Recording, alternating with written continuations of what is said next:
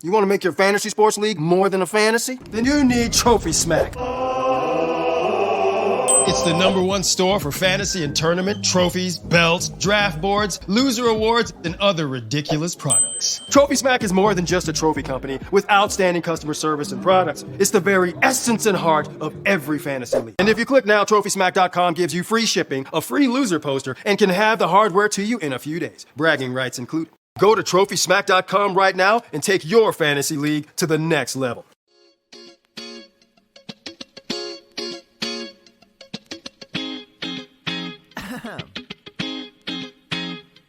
Go. It's about to be a jovial 60 minutes, my dude. And you hear right now, what you gonna hear right now? Chase of all the places, and you hear right now, what you gonna hear right now? Chase of all the places. Been win the Dynasty, but does she like me? Feel like a plumber sleeping, now that's a pipe dream. For the right fee, I might be entitled to the title. Be on top like the cherry of an ice cream. Sunday, that's the one day I can come play, never complain. Cause I know the boys gon' drop a pod, prop up my squad so I can talk a lot. But here we go again, it's a new year, rookies flowing in, it's some new tears. Who here to do fear? Bounce bells over their chest like boutonnieres. It's a new era, happy hour, yeah. Let me ask you this, are you trying to get picks? Are you trying to get rich? Are you trying to get ships? Then you're trying to get this. And you hear right now, what you gonna hear right now? Chase of all the places, and you hear right now, what you gonna hear right now? Chase of all the places. Hey, welcome back to the Dynasty Happy Hour. I'm here with my co-host James, Chris, and Tyler Gunther. And we're every other week, so I'm bringing mad energy to podcast with this crew. We're going to give you some news and notes, and we're going to give you our takeaways for the week. There's a lot of cool things going on. This was the bye week from hell. Bipocalypse is what it was mostly dubbed. Bimageddon. Insert any kind of tragic thing and put bye in front of it, and it applied to this week with 6 teams out, and all 6 of those teams with fantasy relevant stars. I had some lineups where I started Brandon Bolden in the league, and he got a touchdown, so I was happy about that. I started players that I would never even think of starting. And there are some leagues where I had to start guys that were out because I had no options. So I'm taking the L. What are you going to do? James and Tyler, how are your bye weeks from hell? Not too bad. About 50-50. Same. I had to play Dante Pettis this week. That worked out for me. Elijah Mitchell is crushing right now, so I'm happy about that. And I missed the Uzama train. We were talking a little bit pre-show. I have him in a lot of leagues. I went out and got him in a lot of leagues, and just didn't start him this week. It happens. I didn't either. I have him in Scott Fishbowl, which, by the way, I started 0-4. I'm about to be 3-4, and I scored a lot of points this week, so I'm going to be climbing up those standings, boys. Nice. Scott Fishbowl, I'm coming for you, baby. Jalen Hurts, the garbage time king. I love it. The worst. Oh, man. Like, real football, he is terrible. They look he so is bad. a bad quarterback, and it looks like the Eagles were right at first, and then the fans kind of made him decide to, like, ship Wentz out. Like, the fans are like, oh, Hurts is our guy, and then it's like, we made a terrible mistake. Yeah, it's interesting. So let's jump into news and notes. So speaking of quarterbacks, there's been lots of rumors, and this wasn't on the show sheet, Tyler. I'm already going off the sheet. Yes, Deshaun Watson rumors are everywhere right now. Mm-hmm. So we've heard like the Broncos, they're not really interested. We're hearing Miami, and now we're hearing Carolina because Sam Darnold was Adam Gase been at the last 4 games? Like in the Did you stands? see my tweet? So No. you know the scene. You know the scene of Harry Potter when Snape is in the stands and people think he's like cursing him during the Quidditch game. I That's posted that. I Gase. said, "Here's a live look at Gase in the stands." I didn't And see it. it I was wasn't on just- Twitter much today. Yeah, as of Snape just doing that. Yeah, so Sam Darnold gets benched for PJ Walker, which is a downgrade because PJ Walker I don't think is that good. But now there's whispers is one of the places, Watson does have a no trade clause. So the Houston Texans are really at mercy. Like they can get offers from whoever, but if Watson's like, no, I don't want to play there, he won't get traded.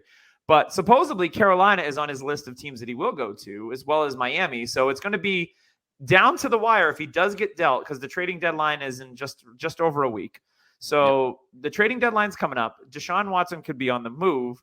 I like either of those spots that he goes to. It's really going to come down to what's the price going to be. And, the Houston Texans have wanted the world for him, multiple first-round picks and players. I don't think it's going to be that. I was actually talking to someone today, and they're like, why would you trade for him? He can't play. I'm like, no, he can play. He's not suspended. He doesn't have any – he has complaints against him. He doesn't have any charges pressed against him. He's not on the commissioner's list. He can play. So if he gets traded, he could start on Sunday. Like, that's how this works. And my friend's like, really? And I'm like, yeah. So if he gets traded, obviously he's going to have to learn a new playbook and things like that. But Deshaun Watson is so naturally talented, it's not going to matter. And also the issue, there is a small issue where is if he is traded, the commissioner can put him on the exempt list. Like, I think that's another thing. I think Houston may have had like a mutual agreement, like, hey, we're not going to start him and such. And then the commissioner's like, okay, I won't do anything. Yeah, I mean, I think he'll be okay to play because I think the NFL knows that when Watson's on the field, they get to sell tickets. Yeah, I mean, he's definitely in my opinion, one of the top 5 quarterbacks in the league. So, yeah, I agree with that. So keep an eye on those. There's been a lot of rumors, so we may see Deshaun Watson finally get moved this week. The Texans are now 1-6, and they're in the bottom of the AFC South. Jacksonville actually out of the bottom now, so at least for a week. Because they were moving on up on a bye. Congrats. All right. We did have some injury news today. Probably the shocker of the day was how bad the Chiefs were today. And Patrick Mahomes, he's playing in a blowout late in the fourth quarter. Tennessee's up by like 30 points. Mahomes is just trying to make things happen, and he gets like high load, and he gets his like neck snap back. It was bad. So the team had to bring him off the field. The good news is he's cleared concussion protocol. The bad news is, like, I'm not going to, like, go in, is Patrick Mahomes good? We know that he's good. But he now has 9 interceptions in the season. He has 6 games in a row with an interception. And to me, he's playing cocky. And I get it. Like, hey, you're one of the best in the league. Even in the Super Bowl the last 2 years, you won one. I'm starting to get concerned for the Chiefs and the pieces on the Chiefs. Like, Tyreek Hill, he's been a top 3 dynasty receiver now for a few years. And we know Travis Kelce is still Travis Kelce. But, man, this offense is ups and downs. If they play a good competition, it's tough. James, what do you think about Patrick Mahomes going forward? I think he needs that extra piece. They lost Sammy Watkins last year. McCole Hardman, he's not working out. You mean Josh Gordon's not it? Oh, I mean, Josh Gordon didn't even see a target today. No, he got 1 target, and he got picked, I think. It's terrible. And with CEH out, he doesn't have that little safety valve in the short game. So I think that they are missing pieces on offense. I mean, if you run the same plays with the same players over and over again, eventually the league is going to catch up. And how much of Travis Kelce and Tyreek Hill do you have to see before you catch up? And especially with CEH out, we saw Darrell Williams have a great game last week, but didn't really do much against that Titans defense this week, which was shocking. So are they losing a step? Yeah, I think they are. And you should be concerned for Patrick Mahomes' value going forward if this is the same game plan and same employees on the field. Yeah, he's been the undisputed QB1 in Superflex formats now for a couple of years. And I'm starting to think that might be time to move on. Not move on, but it might be time to lower expectations. I would move on from him. I was going to say, I think it's a perfect time to buy because Mahomes was always the player that if you have him, you can't trade him because the value you would get is not equal to what he was. Unless someone But now I think like people are like freaking out so much that they're like, okay, who can I trade? Like, honestly, if you could do like a Trevor Lawrence swap for him, like not a swap 1-for-1, but if you could give a little extra to Trevor Lawrence, I would do that. Mahomes is still Mahomes, and I agree completely with James. Nobody's scared of Darrell Williams. Nobody. That all you got to do is double team Kelce, and you Byron Pringle and Demarcus Robinson don't do it for you. No, and you've got to, and all they're doing is doing umbrella coverage to stop Tyreek Hill from going deep. Like that's the play. Yeah. Double Kelsey, and then you do that with high Hill. safety. You're just stopping the big plays, which is what they thrived on. And you can tell Mahomes, like, he's uneasy. He's kind of scrambling a little more than you would like to expect. He's not sitting in the pocket. He's nervous. Clyde Edwards-Helaire, as much as people don't want to agree, makes a tiny difference in that offense because people know he can run the ball a little better than Darrell Williams. So they're a little more, watchful of the running game. I do think the Chiefs need to make a move. I was thinking to myself today, who could they make a move for? Who could they trade for? Allen Robinson was the one that came to mind. And if they could go to the Bears, get Allen Robinson, that would change a lot. And I mean, they would have to try to make some room in that salary cap that they have. But if you can get it done, that is a move I'd make. I'm struggling to find any other moves they can make that would be an upgrade at their number 2. They thought Josh Gordon was it. Hey, guy hasn't played football in forever, so that's not going to be it. It's tough. What about a Michael Gallup? That would be great. That would be a perfect play. He's on a cheap contract too. Or if he's Gallup on his comes last back, year of his contract. Yeah. Or if Gallup comes back, a Cedric Wilson from the same team. He's playing. I think him and Gallup aren't far off when it comes to the player. Cedric Wilson's a good player. He's out of Boise. He was rated highly in the draft. He was, I think, I want to say a 5th round pick in the NFL draft that year. But yeah, I mean, there's options. It's just, is it a big enough upgrade to raise your expectations up to Mahomes again? And they need Clyde Edwards-Helaire back, or they can trade for Marlon Mack. Like, they need an essence of somebody to be that other teams are fearful of in that backfield. They did talk to Marlon Mack, so that's something I could see happening definitely before the trade deadline next week. Keep your eyes peeled on that, because if that does happen, it lowers CEH's value, and CEH turns into more of a Nyheim Hines in that offense instead of what he's been for the past, 6 or 7 games. Yeah, no, I agree with that. I'm going to go over some just real quick injury roundups, and then we'll circle back to it. So I'm going to give you some of the injuries that happened today. Big one in the Jets-Pats game. Zach Wilson hurt his leg/knee, and it looks like it's probably a PCL injury. He's going to get an MRI tomorrow, so we'll find out how long he's going to miss. He probably will miss some time. So it's Mike White season. Maybe Cam Newton. Hey, who knows? We got Jonnu Smith exited the game with a shoulder injury. He was actually having a nice game. He was up to like 3 receptions for 50-something yards. And a rush. Which they pretty much give him at least a rushing attempt every Beautiful single week. rushing play this day. Yeah. Diami Brown for the Washington football team went down with a knee injury. Malcolm Brown, running back for the Dolphins, went down with a quad. Not super fantasy relevant there. Miles Sanders was carted off. That was a big one for me. The steady drumbeat from Miles Sanders was like, this is the week. This is the week. And then he gets hurt in the first quarter, and it was an ankle. Hopefully it's not a high ankle sprain. Hopefully it's something like what Joe Mixon had a few weeks ago, where it's a low ankle. He misses a game, and then he'll be back, because we were seeing his usage in the backfield increase. So hopefully we can get that back, because his schedule coming up is actually pretty nice. So hopefully we get Miles Sanders back. And then Josh Jacobs, the guy that's just forever dinged up, Josh Jacobs. He was actually looking, I made a comment watching this game, and I said, wow, Josh Jacobs looks spry. He looks like he's finally healthy. And then what happens? He goes and gets hurt. He exits the game with a injury to his chest. So we'll have to keep an eye on that one. Kenyon Drake did take over and score a touchdown later in this game for the Raiders. And then last but not least, he didn't miss any time, but I just want to note that if you're a Kyler Murray owner, he's getting banged up a lot. And it's one of the things that last year, after week 10, Kyler got hurt and then he wasn't the same. Well, he seems to be getting nicked up every single game. So that's something we want to keep an eye on. I don't know if you guys have noticed this, but his rushing totals have been not great the last handful of weeks. He's not taking off and running with the ball like he used to. And, they had a blowout this week, so he didn't need to step up and have an amazing game, but he still had a great fantasy game. But I'm a little concerned with Kyler. Just the nicks and dings are going to add up.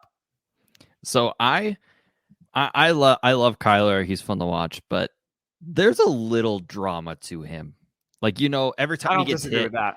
He lays on the ground like he's unconscious. And there was a play where he was laying there forever looking for flags. Just because he got hit, just like, ugh. And then are you calling him a prima donna? I mean, no, I wouldn't say we're at that level yet, but like, there's a lot of just like, oh, woe is me to him. Like I see this from Mahomes too, and I love Mahomes. They're kind of like spoiled brats a little bit. I see it from Mahomes a little bit this year. Like, oh, woe is me. This isn't me. This is them. Like that kind of attitude you get that feel for. So yeah, like I said, these two quarterbacks are fantasy stars, and I'll kind of hitch back to Zach Wilson because man, I thought he was actually looking decent the drive he had. You know, you saw last time when he played Belichick, but yeah, we'll get to it when we get to New England. Yeah, he looked terrible today. Hey, so did Corey Fields. Davis touchdown was nice. Fields look like garbage. Oh yeah. I mean, we can have a weekly podcast just on rookie quarterback conversation. Everything I said about seeing Justin Fields in person to you guys last week, was pretty much just like, yep, this week. Yeah, it was the it's same not good. thing. It's not good at all. No. Yeah. So I'm sure we'll have a takeaway about that here in the future. Any other commentary for any of the injuries from week 7? I don't think so. Yeah, I mean it's. I think we had injuries happen today, but I just think we're so numb to it all because it wasn't that bad of a week. The bye week plus, you had some nicks and bruises. I mean, I saw Hopkins hobbling around earlier today, and I'm like, oh, here we are. Like, it's just like, I think we're into week 7, the middle of the season, to where it's like we're just numb to bad news. That we're just like, oh, whatever. So it's just not as hyped up as like, what scrubby third string running back am I going to have to like you're losing your dynasty leagues there, Tyler. I'm excited about some of these things. When I got Khalil Herbert, I don't lose. I mean, again. That was something that wasn't really brought up with Damian Williams coming back, only having a couple snaps. Herbert seems to be leading that backfield. How long is he going to hold on to it? Do you think he builds enough confidence with Nagy to earn some more touches when Montgomery comes back? Yes. I think it's going to be more of a Does that make Montgomery a sell now candidate? It's going. Let's just save it for the Bears portion. But yeah, I mean, Nagy's the type where, hey, I drafted this guy so late. Look what I found. This diamond in the rough. Look at this. I don't want to save my job. Please help me. Look at this. I found somebody. He's playing. He's nice. All right. Yeah. So that's it for the injuries this week. I did want to give a shout out to our sponsor, Trophy Smack. If you are in the need for a championship belt, a gangster grill, because, if you run like a hood league, like you can just be like, have it all shining and blingy, and it'll be amazing. Or if you're looking for a trophy, all different sports, all different sizes, shapes, pretty much anything, a cornucopia of options, if you will, on trophysmack.com. And when you order that trophy, belt, or grill, use code DHHRing. You'll get a free $60 value championship ring. And this isn't a cheap ring. Like, I was able to actually hold one in my hand for the first time when we were in Ohio at the Midwest Fantasy Expo. Shout out to them. And it was like a really nice ring. I was like, wow, this is pretty nice for free. Code DHHRing. Get yourself one today. You're welcome. All right, let's get into our observations of the week. I'm going to start. We're going to go Tyler, James, Doug. That's how we're going to do this week. We're going to do the round table, if you will, the Knights of the Round Table. So Tyler, you're draped in Falcons gear. Do you have a Falcon take this week? I hope. I mean, what other take is there? Kyle Pitts, man. I'm not going to hype that he had a good game. He was good. He was good today. I'm going to what I want to say about it is you saw confidence. Like the first couple, like I'd say the first 3 weeks or 4 weeks, you kind of saw him finding himself. Like he's trying to figure things out, the speed of the NFL and everything.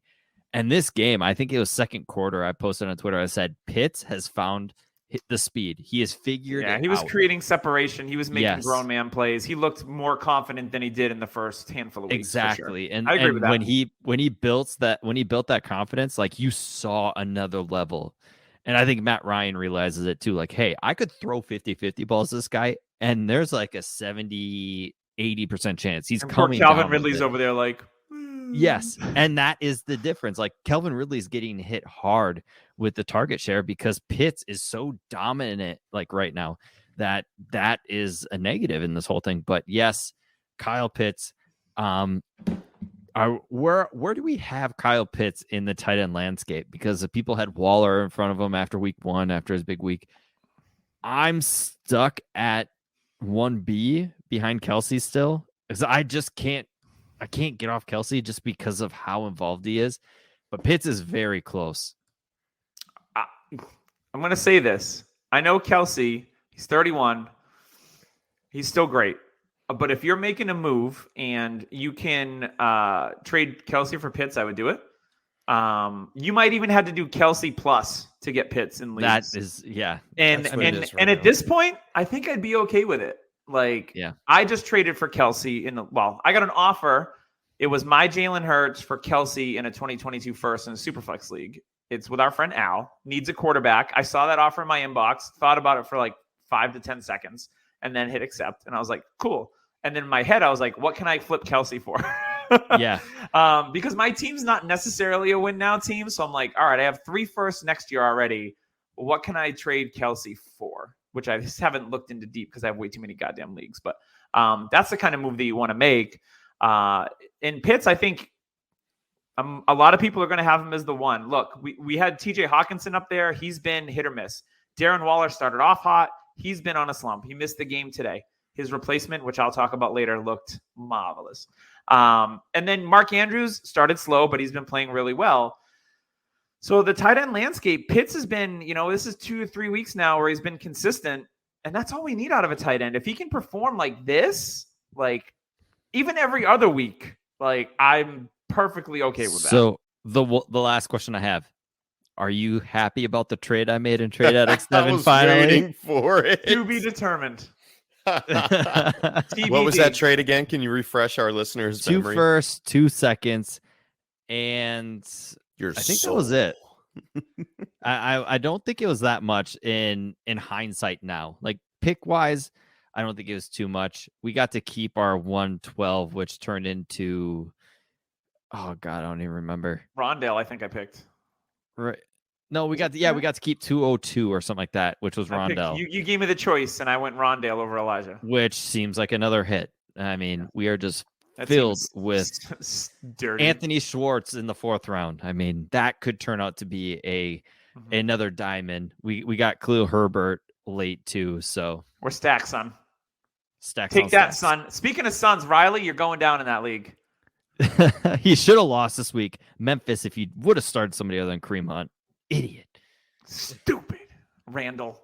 All right, James, what do you got for this week for your first observation? First observation. I mean, can I just pick the game? Is that what we're doing here? I don't care, man. Go ahead. The Eagles stink, man. Eagles stink very, very bad. And Gainwell cannot do it all by himself. That's what I took out of that. No. Like he is not Eckler. He's not. Yeah. Maybe he needs to pick up maybe some weight. He definitely doesn't have. He's definitely not like. Can I say this? He's not like a Khalil Herbert. All right, can I jump on that train? Can I jump on that Herbert train? Khalil Herbert's 5'9". Yeah, but he's more stocky. He runs through the tackles. Like Khalil Herbert's built like Devonta Freeman. Built like that. Yes, that's a great comp for him. Didn't get too many targets and receptions, but Jalen Reagor had a great catch, not the touchdown catch. I'm talking about the jump ball that he had. It reminded me. It reminded me of some of his college film.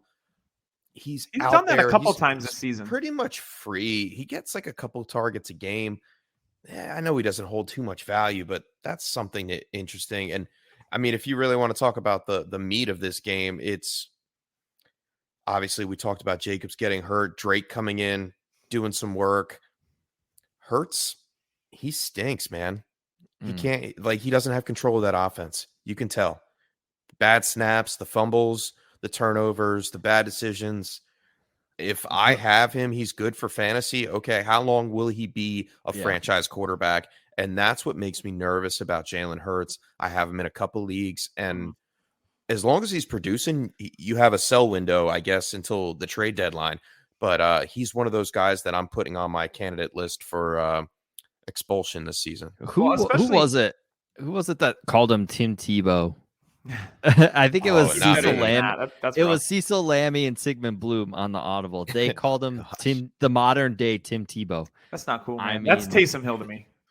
That's true, but man, Gardner Minshew. What do the Eagles do? Like Gardner's not it, but here's the thing: the Eagles have 3 first-round picks next year. What do you think they're going to do, Tyler? But who? Watson? There's no quarterback in this draft. That's good. You know what? Yeah. We say stuff like that every single year, and then there is so we go through this every year. Like, this is this, and then all of a sudden someone comes out of nowhere and is like really really good in the combine or closes the season. So I don't want to hear that narrative. Like, there's going to be someone that rises the guy above. From Pitt, the guy from Pitt, the quarterback from Pitt, he's all right, but like nobody's burrowed the season. Nobody's really done that, and I've kept up with college football thanks to being in Pigs 2 now. Mm-hmm. Like I've got to actually focus on that and see if I can snag up anybody. But man, like it's slim pickings. Like Howell isn't producing like we thought. He's like a late first rounder now. But honestly, I don't think it matters about talent. It's all about coaching, situation, and what the quarterback is dropped into. Like Tua could be great somewhere else, and we just don't know it. Like that's the issue. I mean, Jalen Hurts wasn't good in Alabama. He was really good in Oklahoma. Exactly. I mean, what if they bring in Lincoln Riley? Yeah, you never know. All right, you ready for my observation from this week? This is going to be one of my favorite dynasty players. I've got him on a lot of rosters. Picked him up in a redraft league when I saw that Darren Waller was out.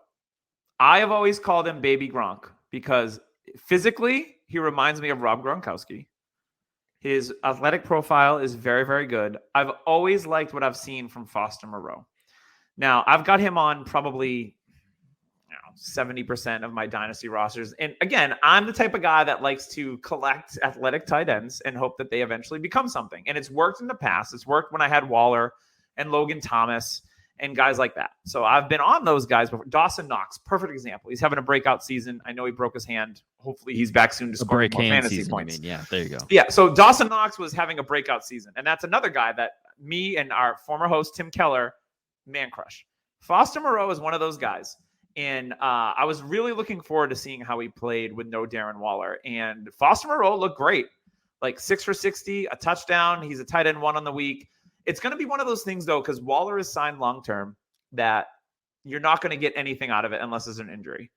So you sit on Foster Moreau, and you either wait until Darren Waller's done because he's in his, late 20s? Yeah, I think he's 29. And I think Moreau is a free agent at the end of next year because he's in his 3rd season. So, yeah, you're looking at guys like that, and those are the kind of guys I want to have at the bottom of my roster because I know once Foster Moreau, it's like David Njoku. Once they go on to another team, you're hoping that they're going to be the featured tight end in an offense. And I think that Foster Moreau could do that, just like I think David Njoku can. And we've seen Njoku flash in a couple of games this year. And we all know he's going to be out the door next year. They picked up his 5th year, but they have Harrison Bryant waiting in the wings. Austin Hooper's making money unless they cut him because they're going to be in a little salary cap thingy if they, try to re-sign Baker. But Foster Moreau is a guy that I know it's going to be hard to trade for him now. I've already had him on rosters, but maybe let it cool down. And you wait 4 or 5 weeks. People forget that Moreau had that big game. Waller's back. He's balling out. And then you make a move for Moreau. And again, it's one of those take time. This is how you build a dynasty team if you're looking to win in a couple of years. Guys like Moreau and Njoku are exactly who I want on my roster because I think that they can be big-time tight ends in the future. I think Moreau, by the time he's a free agent, is going to be 25, 26. Totally cool with that. He doesn't have a lot of wear on the tires, if you will. So love those types of moves. Really happy with what I saw out of Moreau because I know he's a talented guy and he just verified it for everyone. Tyler, back to you. So if we're going a little team base, I'm going to go with the Bengals and Jamar Chase is wide receiver 1 in Dynasty. Period. Like I get the debate. I get how other people could have, Devontae Adams. He's just so no. He's going to be 30 next year. And he's going to be a free agent. We know where he's going to be. Chase is it. Like I know people gave him a hard time for dropping balls. I saw him catching balls today that people probably didn't even imagine him, even having a chance for in the preseason. But man, that connection did not lose anything from LSU to Cincinnati. That long touchdown was a grown ass man play. That was all Chase. That was a 15 to 20 yard gang. Chase broke a tackle, spun when his hand was on the ground, and then took off like that. It was a beautiful play. I saw it live, and I'm like, "Are you kidding me?" Like, this guy is it. I may have jumped up and celebrated in my aunt's living room during that play because I own Chase in a bunch of dynasty spots, so I was a very happy person. and in that sense, Burrow is to me a top 5 dynasty quarterback. He good. When you got T. Higgins, when you got Uzoma, who's showing up, like can we pause there for a second? I love Uzoma. So Uzoma, I know we've had a limited history of guys with Achilles injuries, right? Uzoma tore his Achilles in week 1 last year. He looks great this year. And I don't know if anyone was on Twitter and saw Cam Akers working out. Yes. I liked what I saw. Go out and friggin' buy. Yes. Wait a couple weeks because the video just came out. So people are like, woo, wait a little bit and then go buy Cam Akers. That's all I'm saying. Continue. Maybe they haven't seen the video, man. I'm just going to go out and buy Cam Akers. That is and possible also, too. Maybe they didn't see this week's game where Darrell Henderson did 15 for 45 against the Lions, people. So, I mean, oh God, I'm all about that. I think that's the one player I think we all agree on that since James has come into the podcast, that is the one player I think we're all just like thumbs up. That's it. Mm-hmm. So yeah, going back to the Bengals, I think Burrow is a top five quarterback now for Dynasty. Super flex, if you have him, you're very comfortable with that. The knee is going to keep getting better too, and he's going to get more confidence. He'll start running more too. Man, oh man. And T. Higgins, 15 targets. Don't worry about T. He's going to get his. He's getting the targets. I think it's a nice window to buy T on the cheaper than he was before because he had a lot of preseason hype, right? Like he was the workout warrior, most improved. He's better than Chase. He's been a little dinged up, but he made some. There was a catch that he had in the end zone, which was out of bounds, but it was sick. And he made a couple of other catches in this game that were like, he caught that? Like, T. Higgins is mad talented. I do think the issue is T is a red zone phenom. Like, he's so good in the red zone. Chase has had long touchdowns. Joe Mixon has had long touchdown runs, like from 20 and beyond, like 18, 25. Samaje Perine broke out with a long touchdown today. Uzoma has had long touchdowns. They haven't been 2 big touchdowns. Yeah, they haven't been in that position to use Higgins' height in the red zone yet. Tyler Boyd. He'll get his. Yes, Tyler Boyd is definitely the one that's been hurt by this. If he's definitely slid down to the point where he's only a bye week type starter if you need him. But yeah, Bengals. Who would have thought? I'm with you. I'm with you on the Higgins train. I'll jump on that too. I wrote in my article this week that you should go out and buy T. Higgins. He's still getting his target share. I mean, 15 targets. 15 targets. I don't care if he catches all of them or half of them. It doesn't matter. Like, he's going to produce for you, and he's lost value over the past month. Being injured, Jamar Chase coming into play, he's still going to be a viable wide receiver too. He's due for a big game. He's going to have one here. He's due for a big game. I thought this was going to be it, but still a decent game, getting 13.2 PPR points.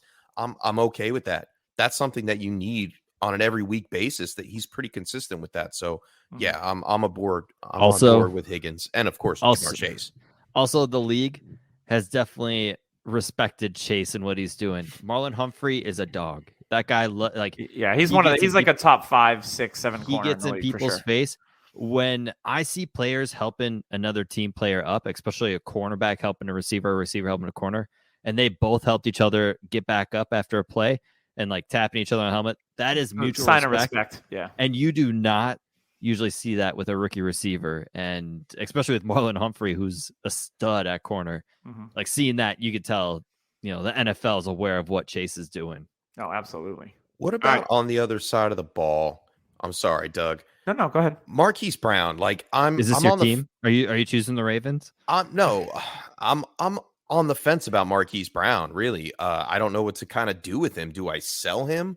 Like, he's producing fantasy numbers, but his receptions are so inconsistent. He's getting a lot of target share, dropping a lot of balls. Lamar doesn't look as confident as he did. I mean, not today. Yeah, nice not one up today. against Cincinnati, not against Bengals Cincinnati. defense, by the way, is actually pretty good. Their Pretty safeties good, are awesome. But I mean, going forward with Bateman, consistently got 6 targets 2 weeks back to back. I know they're slowly working him into the offense. How long do you have on Marquise Brown before the targets turn to Bateman's favor? The fantasy points go to Bateman. I think it's a Russian roulette of who's going to hit week to week. I think we got Brown, Bateman, and Mark Andrews who definitely got hurt due to Bateman being back a little more. I just think week to week you're going to be like, okay, hopefully this is an Andrews week. Like, I think 2 of the players on that offense are going to hit. Bateman, I think Brown did decent this week. Bateman had a couple long catches. Andrews was the one that got hurt. 7 points, I think, this week, which really hurt him with the breakout party he was having for the year the past couple weeks. So I'm okay with Brown. I don't think you're going to be able to sell for the price that he deserves. And I think buying him personally might be the right move because people have never had faith in him, but he's a great player to have as a wide receiver 3. And if you can get that for a late first, early second, I mean, I'd be all for that. All right, James, it's your turn now. Oh, and now it's my turn. I just spoke. Nope. If you want to use that, you can use it. You get a bonus. No mulligans. No. All right. Let's go into Green Bay a little bit. Aaron Jones, very disappointing day. 8 carries, 19 yards on the ground. Like, what's going on with that? AJ Dillon could not run. We saw teams run against Washington. I'm a little worried about AJ Dillon after this. Bigger back. I thought he'd be able to run through that defense. That defense stuffed him. And on the other side of the ball, Antonio Gibson didn't get much done either, which was disappointing. McKissick. I sold Chase for Gibson before week 1. It's the hardest trade I've had to swallow. I thought Gibson was going to take the leap. Nope. Yeah. A lot of people did. He was a hot, trendy name. I know he's dealing with Gibson. I know he's dealing with a shin fracture and an injury, but we saw him deal with injury last year. How many years are we going to see it? Like, and we talked about like top 5. You said top 5 wide receivers with Jamar Chase. I'd like to throw Terry McLaurin in the ring for that nomination as well. Once he gets a quarterback, then we can talk. I mean, he's doing pretty good with the hodgepodge I think quarterback. He's doing good without a quarterback right now. That's my point. No, remember DeAndre Hopkins, though? He had crap quarterback play, and he was still a top 5 guy. I mean, McLaurin and Hopkins are different players, but like McLaurin's also 26 right now. That's I think the issue with Dynasty. Oh, you only got like 4 or 5 more years out of him. Oh, you only get 5 years. He's 25 right now. You only get 5 more years out of him. Oh darn. I think he can. I think he can hold up inside the top. Well, when we're top 10 spoiled for the next 4 years. When we're spoiled with guys like AJ Brown, Metcalf, Chase, Justin Jefferson, who are like 25 and under, that's where the issue comes in Dynasty. Like, we're getting spoiled with these very young receivers. You can make a case of McLaurin as a top. I give you top 10, top 5. I'm not. Yeah, top 10. I definitely am all about. Fair enough. Yeah. I like that. And so I guess it's my turn now. I want to talk about the Bears because I haven't had any discussions about Justin Fields on this podcast, but I was at the Bears-Packers game last Sunday, and a lot of things I observed about Justin Fields, and I talked about with you guys, but not our listening public. So I watched Justin Fields intently, and the things I took away is that the game is too fast. He stares down his first read. He doesn't progress, and he doesn't make decisions quickly. Now, when he needs to improvise, he can run around, and that's all good. But when he does that, he still doesn't have the vision to find the open guy. There was a play, and it wasn't the one where he got intercepted in the end zone from Darnell Savage. There was a play where Allen Robinson there was literally nobody around him for 20 yards. And everybody in the end zone that I was in was yelling because Allen Robinson, it was an easy touchdown. Fields was scrambling around. Now, he didn't get a chance to set his feet, but I think Justin Fields has the arm strength to just uncork one, and he would have been fine. And that's the kind of thing where I was like, man, he missed a wide open guy there. And then today, Holy crap. Tampa Bay's defense is really, really good. But you can attack their secondary, and he might have tried to attack them, but they attacked right back, picking him off a bunch. There was fumbles. It was an ugly, ugly day for the Bears, with the exception of Khalil freaking Herbert. He is so good. The moves that I saw Herbert make, the double moves, the double cuts, reminded me a little bit of a Devonta Freeman. He doesn't have that kind of like rolling ball of butcher knives like Freeman had. And a little bit of Dalvin Cook, the ability to go left to right on multiple cuts. He doesn't have the speed that Dalvin Cook has, but he has excellent, excellent vision and very good contact balance. Khalil Herbert, to me, could be a starter on a lot of teams in the NFL. And he's a guy that I have in a couple of dynasty leagues. And it was like the 5th round. Like, I'll just take this guy because their depth chart isn't great. And Montgomery gets hurt. And Damian Williams is old. He could have an opportunity. I didn't watch much Khalil Herbert in college. And maybe I lucked into him. So be it. But now I've got something, because now I get excited. And Khalil Herbert, against the league's best run defense, had almost 100 yards rushing and 125 yards from scrimmage, and looked really freaking good again this week. So Khalil Herbert, to me, is like, yeah, if you've got David Montgomery, I'd start to be worried. You know, usually when Coach Speak comes out a few days ago, they said, oh, Khalil Herbert's moving his way up the running back depth chart. They weren't kidding, because Damian Williams didn't do anything. He didn't barely touch the ball. It was all Khalil Herbert today. 3 weeks ago, it was a 50-50 split. Williams is out because of COVID. All Herbert. I think Artavis Pierce had like 2 carries. And now it was all Herbert this week, with the exception of like 2 touches for Williams. I think when Montgomery comes back, it's a 50-50. Like, Herbert has played well enough that he is going to impact David Montgomery. What do you guys think? No, I agree. I mean, go look at the Denver Broncos. That's what I think it's going to be. And I think instead of what the Broncos are doing, where they do every other series, which I find ridiculous and it's annoying, mind-boggling. Like, it's frustrating. I think with Chicago, it's going to be more of hot hand. So if, say, Montgomery gets stuffed and Herbert has a good drive, Herbert's going to go back in until he fails. Then it'll be Montgomery trying to get a chance. I think that's the way Nagy is. He's that type of coach. And yeah, I completely agree with Herbert. He was one of my favorite 4th-round picks.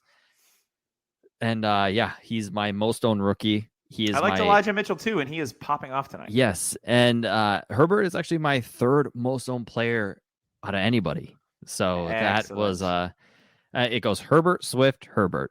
And you like them, Herbert. Is your favorite type of ice cream sherbet? Sure, Herbert. Herbert. Sure, Herbert. Oh, yeah. Herbert. I agree with you guys as well. I'm on the same page. And just to add to it, I think, you know, we saw Nagy when he was in Kansas City running a 2 running back set. And am I wrong? Spencer Ware, Damian Williams, they would come in, come out. I think you can look at that when Montgomery comes back, that is the option. If Khalil Herbert can hold up, which he obviously is, Tariq Cohen's out of the situation. Damian Williams was an insurance policy to play wide receiver, really, as a slot. That Tariq Cohen contract is looking so bad right now. Yeah, I mean, if you still own Tariq Cohen, you might as well just don't. He's a dump for me. I forget about him like that. That's sad. Yeah, he's gone, man. Can I add another thing about the Bears? I think it's a really nice window. Allen Robinson's probably gone at the end of the year. If you can go get him cheap, I think he's still got plenty of tread on the tire. Watching Allen Robinson, he's still got it. He still creates separation. He can still 50-50 high point balls. Because Justin Fields, the only throw that he could consistently make was out routes to the sideline. That's what he was doing in the Packers game. And they looked good. His timing was good. But again, it's first read stuff. And Robinson looks good. And Mooney, I really, really like. He's going to be on that team for a while. I'm not. I like him. That's the thing that's going to be interesting with Fields is go to Andy Dalton. That's what I've been saying. Fields gets a pass because of coaching. Everybody hates Nagy. He's going to get a pass. Kind of like Darnold. Darnold's getting a pass. Hey, Darnold, if he's not running touchdowns in, he's not good. He's not good. Darnold apparently was fool's gold. Fields, he's going to get a pass. Next year is going to be a huge test for him to see if we see what everybody was hyped up about. And if he starts failing again, maybe we start thinking Fields, there's a reason why teams passed up. There's a reason why Atlanta passed up on him to get Pitts. There's a reason why Denver passed up on him to get Surtain. New England didn't trade up for him. New England had chance upon chance to go get him, and an easy transition from Cam Newton to Justin Fields, who comp very easily, and they went with quote unquote vanilla. And Mac Vanilla Jones tastes pretty good in this draft class. I was gonna say, I mean, Mac Jones vanilla, smooth and steady vanilla. Mm-hmm. That's a new flavor. Mac Jones vanilla with vanilla bean. I mean, vanilla bean ice French cream vanilla. is great. I love it. Tyler, let's go back to you. Yeah, I was kind of searching through the games, and let's see who can I go with. I'm gonna go with. I'll go with the Jets, and it's only because of Zach Wilson, and it's all based off of maybe LaFleur isn't the LaFleur we thought he was going to be.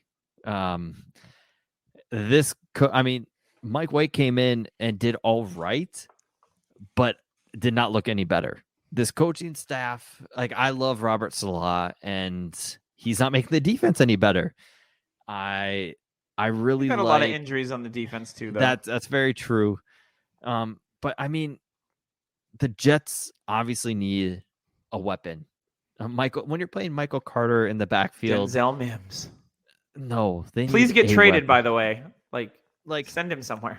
Anyway. All I'm thinking of is in this draft class, Treylon Burks from Arkansas, the wide receiver who's a monster of a man, scored 3 touchdowns, tearing it up, probably runs like a 4.4. Dude is like DK Metcalf, like the style of player. If they could go get him, that'd be great because he would be a difference maker. And you can put Corey Davis as a 2. You can put Elijah Moore as the slot receiver, which I think he needs to be at, but they're not going to because they have 2 of the same player. You know, Jamison Crowder and Elijah Mitchell playing on the field together. Like, I don't know what these guys are. They also have Keelan doing. Cole, who's a bit of a big slot too. Yes, and it's just they don't have that dominant X receiver. Corey Davis is a Y. He's not as physical as you want him to be getting off press. I think Zach Wilson is going to learn from these things. I like his mental process better than Fields. I don't like it better than Mac Jones, but I've seen more out of Zach Wilson than I have from Fields, and it's not close. I agree with that. I like his arm. I'm pretty sure better you can than get Fields. either one of them pretty inexpensively. Fields right now. still holds value. That's the issue. Fields holds this name cachet, the value, like the Konami code quarterback potential. Yeah, can I get Justin Fields? You know how many people are going to say no? Like everybody, because you want everybody because of Nagy, because he gets a redo, but does Zach Wilson get the same redo in New York? No, because I think people see Jets and they're like higher draft capital. I mean, I just think the fact that Zach Wilson was drafted in like 6th or 7th in Superflex drafts, while Fields was 1 or 2. Like some people took him at 1, some people took him at 2, 3. That's the issue. I just love that I got Jamar Chase at 105 in multiple leagues. That makes me feel so happy and warm. I got Chase at 105 in the UDPL. I just need ETN to come alive and I'll be okay. That's a whole separate. I got ETN and Pitts in this year's draft. Nice. I just think that the buying is easier for Zach Wilson than it will be for Fields. You can get him for cheaper, and I like the future for Zach Wilson more than I do with Fields, because there's a part of me that almost feels like Fields gets 1 more year, but Wilson will get at least 2. I like that. That makes sense to me. James, let's go to you. All right. Okay. How about that double revenge game? The Detroit and the Rams. Detroit played well today. I was going to go Detroit because of my boy, but that's just so wash. I'm not going to talk about. I know I'm not going to talk about the big names that hit here. I'm going to talk about the wide receiver 3s on the teams. In the good one, Van Jefferson. Great acquisition. If you can go and get Van Jefferson right now, I'm definitely doing it. You mean Wham Bam? Thank you, Van. Wham bam, thank you, Van. Especially if they move on from Bob Woods. He got 7 targets. I don't even think they need to. I think they've integrated Van Jefferson to spread the field and run the post route. Like, they brought Deshaun Jackson onto the team to be like, here, do what this guy does. Run really fast how to be down the field, run the post route, and you'll be fine. And then, I mean, the other guy that I'm a little nervous about is Amon-Ra St. Brown. Now, I know he's a rookie. I know he got covered mostly by Jalen Ramsey this week, but he got a really big goose egg, and that's something that we hadn't seen from him yet. Is a goose egg, especially in a game that they went back and forth and they needed him to come through. I don't think there was any injury involved or anything like that. I just think he just was not targeted, and that shows concern when they are down or in a big game. Why didn't they throw to their wide receivers more? Who looks good, and he's probably, if he's not rostered, he probably should be because he's had some usable weeks already this season. Khalif Raymond. Yeah. I mean, he was the bigger name this week. 113 right now. He's been solid, and he had a 2-touchdown game just a few weeks ago. And there's no I don't know when Tyrell Williams is coming back. Do I even care? No. Quintez Cephas is on the, but Raymond is looking. He's being productive, and the thing with St. Brown is that he's had 7 or 8 targets for the last few weeks up until this game. So I'm hoping that it's just a Jalen Ramsey thing. I think it. I mean, I could chalk it up to the Jalen Ramsey thing. We'll see how he does the next week up against Philly, but. Yeah. If he doesn't do anything against Philly, then we've got a problem. Just something to think about. Not necessarily, because if he pulls Darius Slay has been lockdown corner all year. Like, the stats against Slay, nobody's producing against him. Maybe that's what it is. Maybe it could be another week. He's the bigger receiver, and he's getting him heavier coverage. Yeah, they're probably like, hey, you know what? St. Brown's their best receiver, so put our best corner on him because who else they got? Yeah, another team that would love to have a X receiver. And a new quarterback. Goff played well. No, they were in that game right until the end. Yeah. The red zone pick by Ramsey was definitely a mistake, but Goff didn't look terrible. No, I agree. It wasn't bad, but Swift, man, he's so damn good. He's so good. He is very, very good. All right, so to me, what do I want to talk about here? Ooh, there's not a lot of options here. Let's talk about the Cardinals. How about Zach Ertz? Yeah, first game. Now, here's the thing that's going to be frustrating about the Cardinals every single week. Kyler Murray's going to fake an injury. No, insert a lot of mouths to feed, but it's true. You've got Hopkins.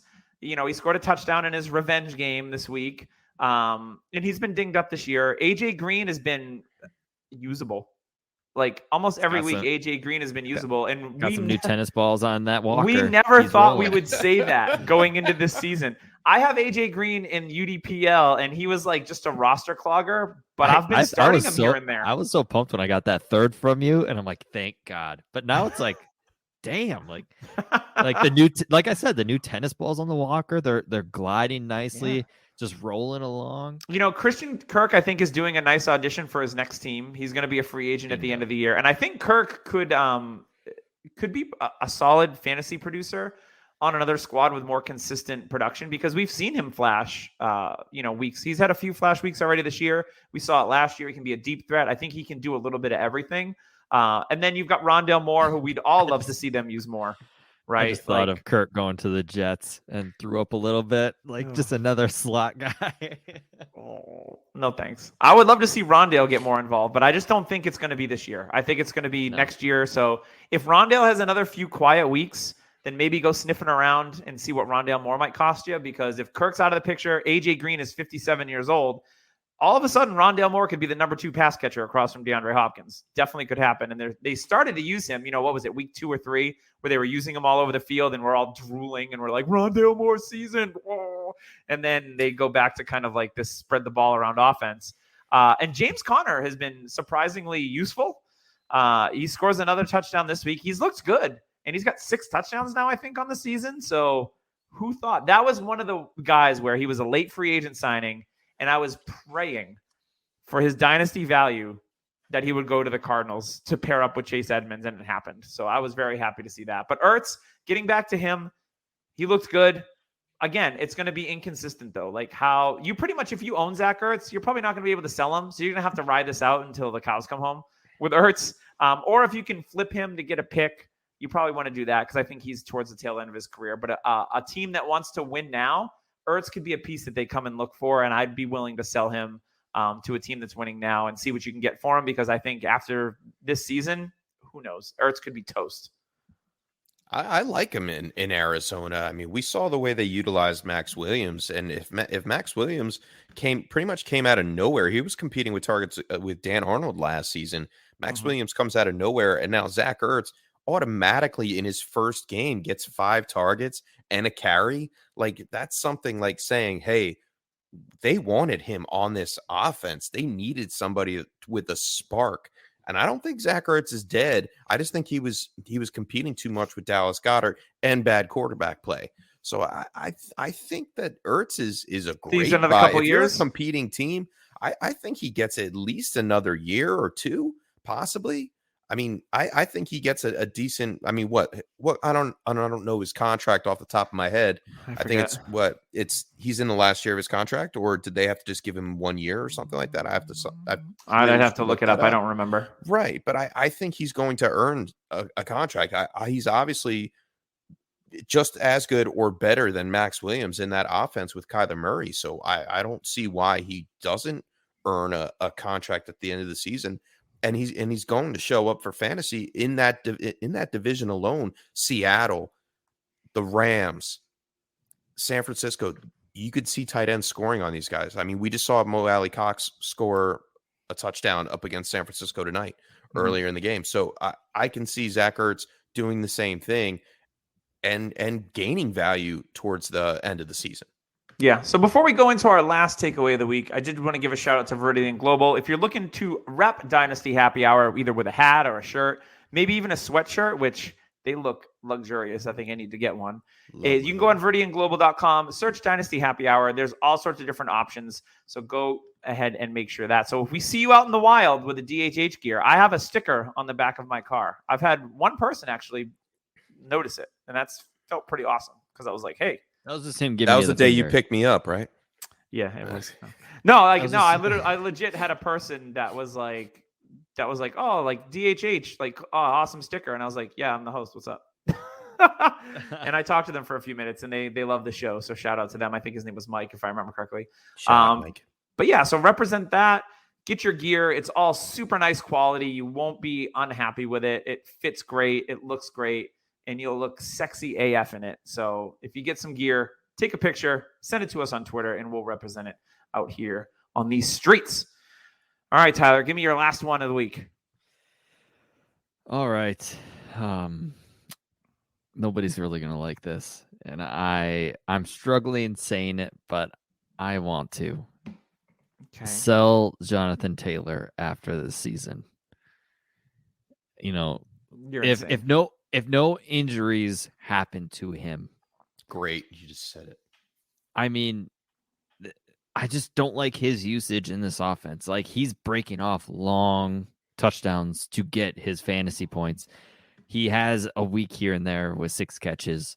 I'm not a fan of that consistency. Like, give me DeAndre Swift and his targets over Taylor every day, all day of the week. If I could make a deal for Jonathan Taylor for Swift plus, I am all for that. And it could happen because of the name, because of Jonathan Taylor's name. This is why I think people aren't going to be a fan of this, because he's young. I just think he's going to be stuck in this mold for a long time.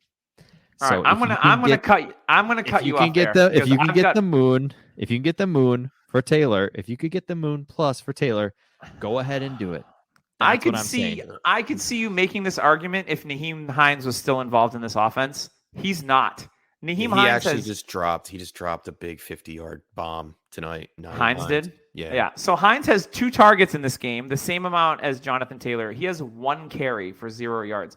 Last year when you owned Jonathan Taylor, Nyheim Hines was a thorn in your side.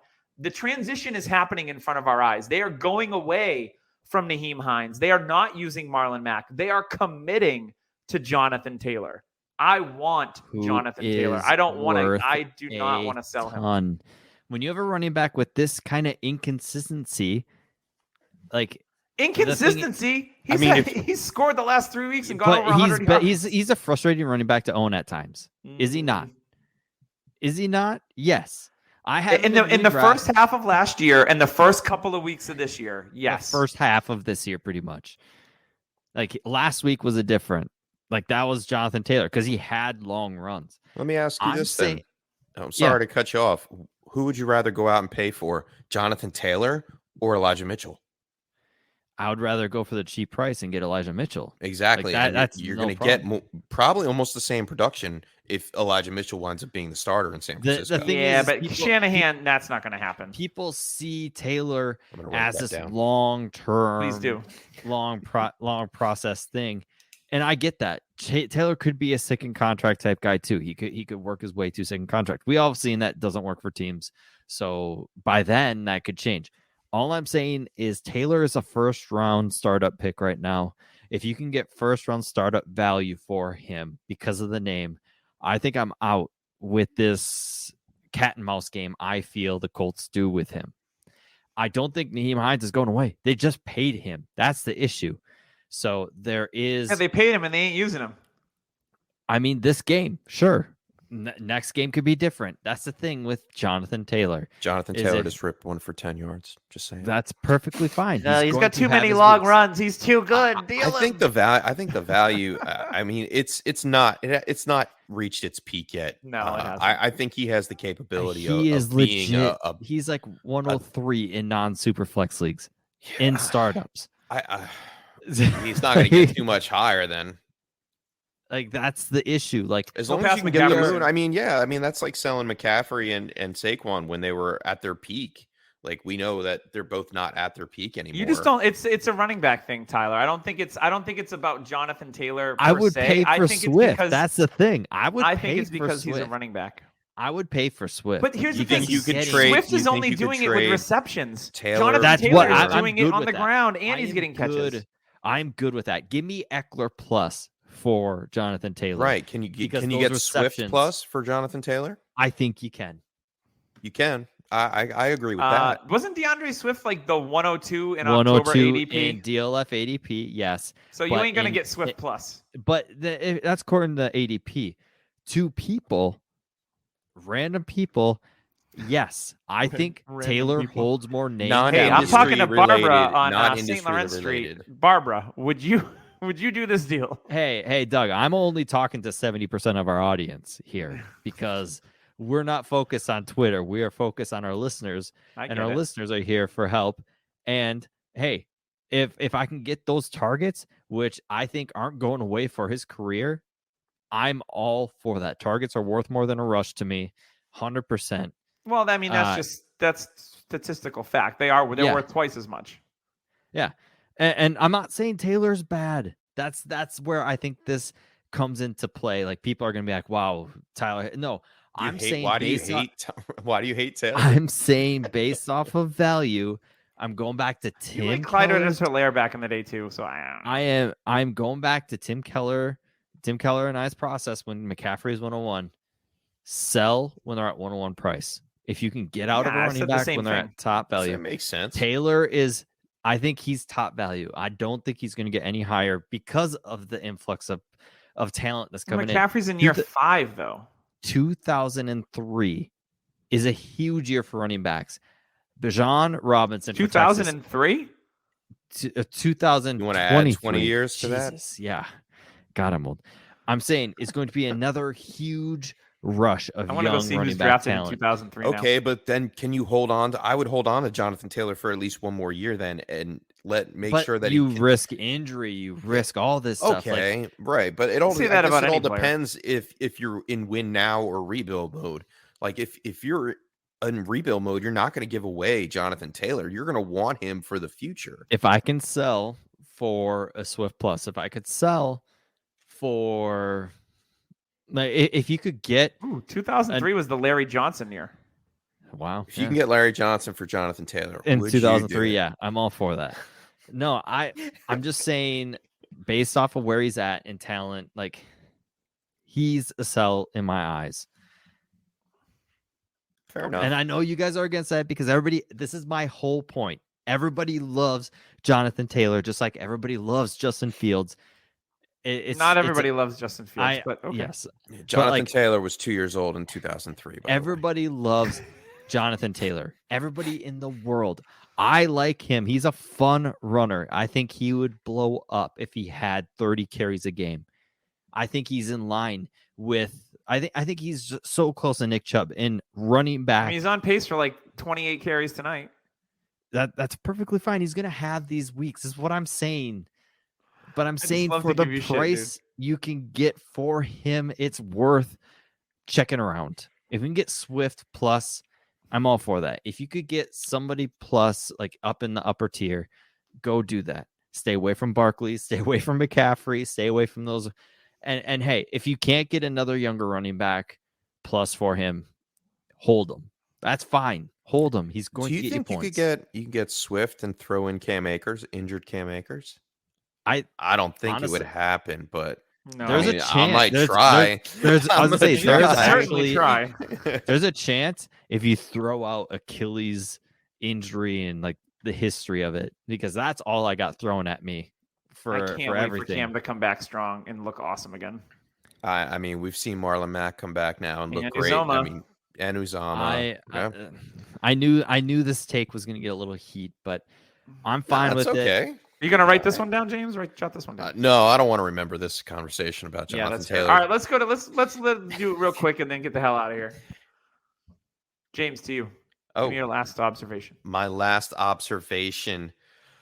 Oh man, I don't even know if I have another one, to be quite frank. That's fine. I got one if you want me to go. Yeah, you go, and then I'll get my last one. I want to talk about the Patriots because I'm a Patriots fan, and Mac Jones.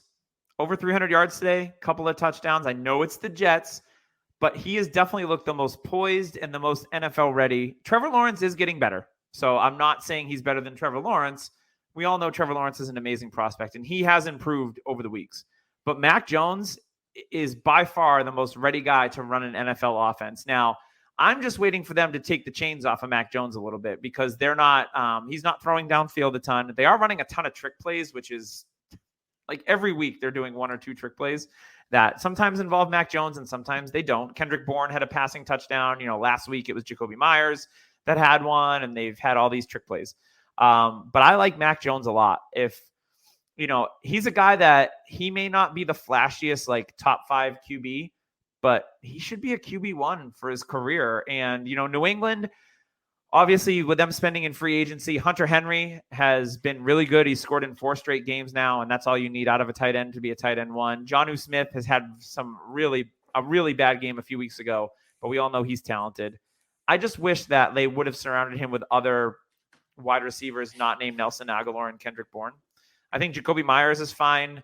And I think this running back room, Ramondre Stevenson was a surprise healthy scratch. And why did that happen, Doug? I was text you about that. Pissed off about that, to be completely honest.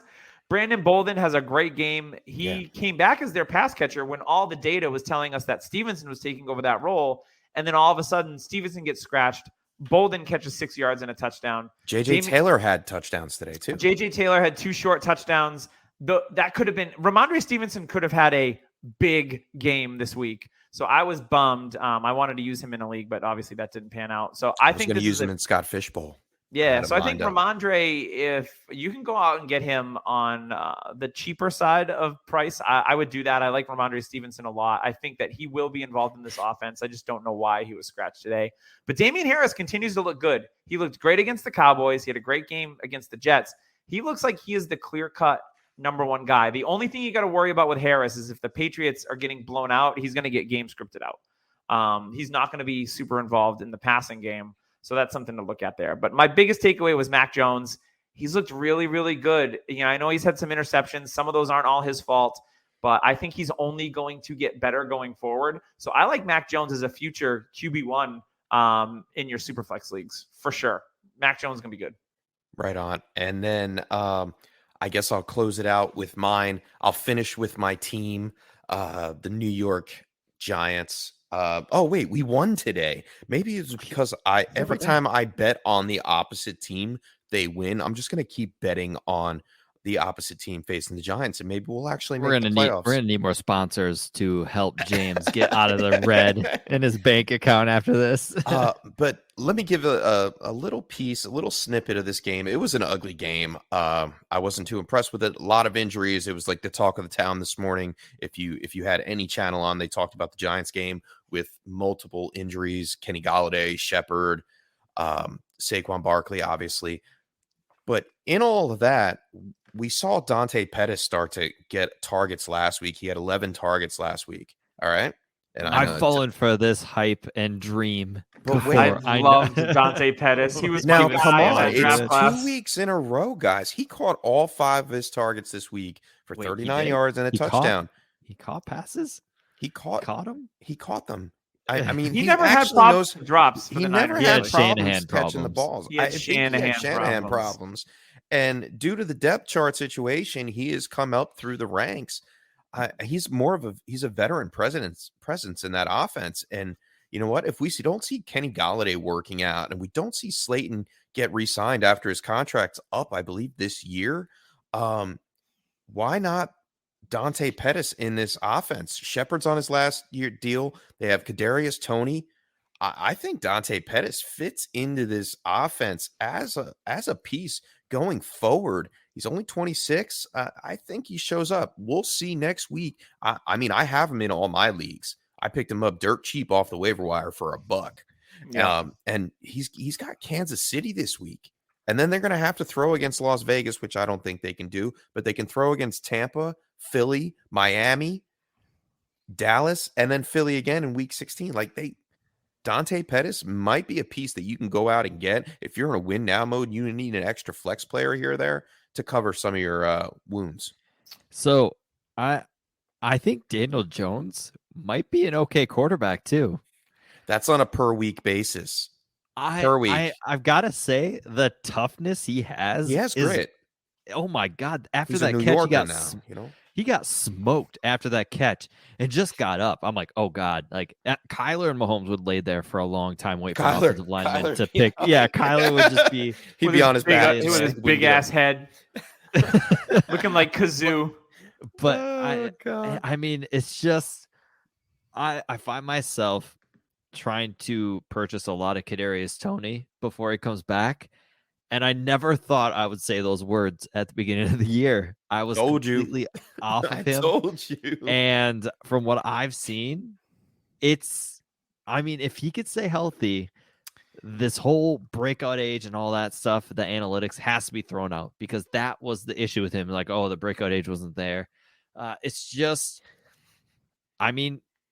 it's there. Like, Toney is the one. He is you hear a lot of big time analysts say, like Field Yates, he's a star in the making. Yep. He's it.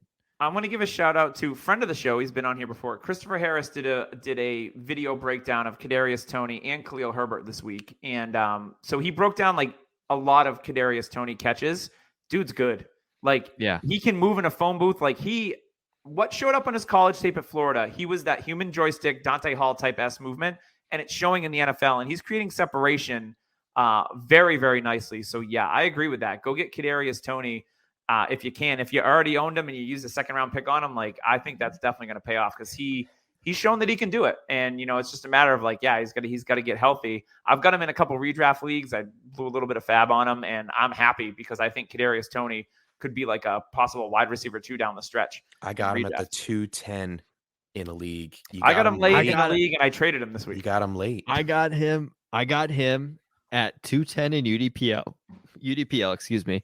And I panicked. Like I was like, okay, he's a first round receiver. And I panicked. And there's another guy that Doug and I like a lot, Josh Palmer. And I'm like, okay, I could trade back. I could get 2/3 for him. And I got Gainwell and Palmer. And I'm sitting here like, I still don't feel gross, but it's definitely sitting in the back of my head that I had Toney in my hands and you traded him away, or did you go? I traded him for Palmer and Gainwell in the rookie draft. I mean, I've still got faith in Palmer. I still think he's going to be a good pro, but is he going to be Tony good? If Mike Williams moves on for sure. No, it's not going to be Tony good. No, he's not. He won't be Tony good. There are very few guys that have sub 4.3 speed that can create separation and be that elusive and run routes precisely. And that's what he did in college. He made Kyle Trask look great. Okay. I think Kyle Pitts made Trask look really good. Yeah. But on the other side, I mean, yes, but I think that's why Tony was discounted so much, because there were so many excuses. Oh, the off the field issues, the Kyle Pitts takeover. And everybody realized, like, wait, if you actually stop and go back and look at his Florida tape, like, he was good. Mm-hmm. He broke routes wide open against defenses, and he's doing, like Doug said, he's doing it in the NFL on a obviously a small little sample size that we've seen.